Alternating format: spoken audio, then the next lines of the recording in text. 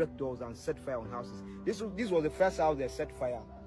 This is your brother's house? Yes, this is my elder brother's. In the quiet villages of northern Nigeria, churches once filled with worship now stand in silence.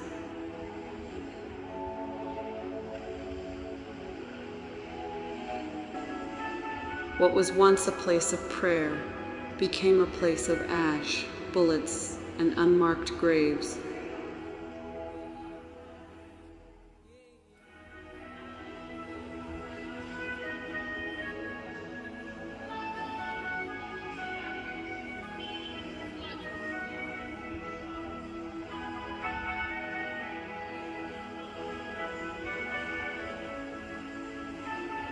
For years, the world looked away. Governments called it conflict. The media called it clashes.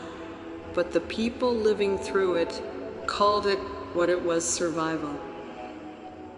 Nigeria is Africa's most populated nation, a home to more than 200 million people, divided almost evenly between Christians and Muslims. But beneath that balance lies a deadly reality. Since the year 2000, over 70,000 Christians have been killed in attacks. Nigerian government came out openly and denied there is no massacre, there is no genocide of Christians in Nigeria, and look at it today. Not in a declared war, not in open battlefields, but in midnight. Raids, church bombings, and silent village wipeouts. Most of the world never heard these names because these killings don't make global headlines. They don't trend, and they do not spark a United Nations emergency meeting. They exist in the shadows. A conflict too political to admit, too religious to name, and too dangerous to expose. Yet the survivors still whisper, how many more must die before anyone calls it what it is?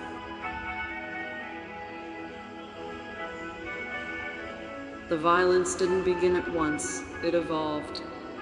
Boko Haram, a terror group whose name means Western education is forbidden, begins attacking churches, schools, and villages. Their goal is to erase Christian presence in the north. 2011, Christmas Day church bombings. 41 worshippers killed during Christmas morning service. The world sent condolences, but nothing changed. –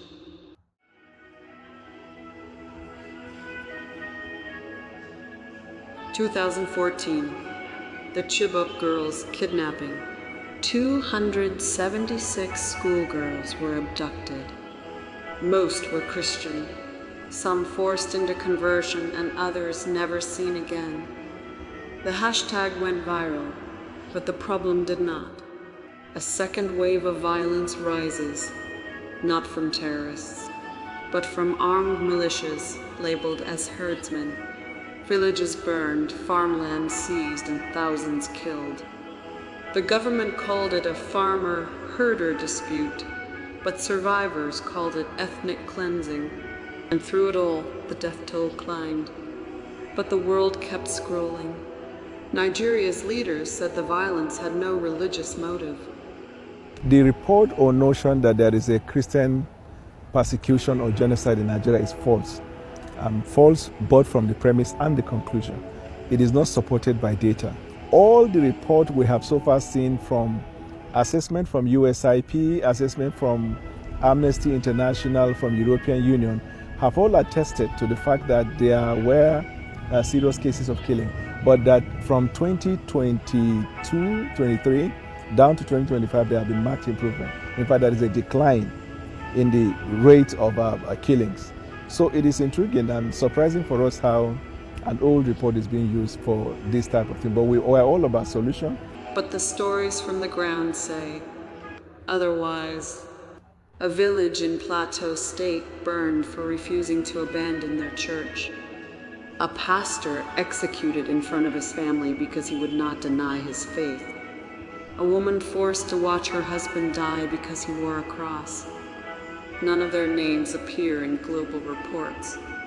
None became headlines. Their only crime was being Christian in the wrong place, at the wrong time, under the wrong government. The United Nations called it regional instability. The EU called it ethnic conflict. Amnesty International called it human rights violations. None dared use the word persecution. Because if the world admits it, then it must respond. And responding means choosing sides. Something the world avoids when the victims are Christian and the politics are profitable. This story is not over. The attacks continue. The bodies continue. The denials continue, but there is a question now hanging over Nigeria. Is Nigeria becoming the next Rwanda? If the answer is yes, then history is already repeating itself in silence. Once again will be the deadliest part. Subscribe, like, and share your thoughts in the comment section, as what comes next will blow your mind.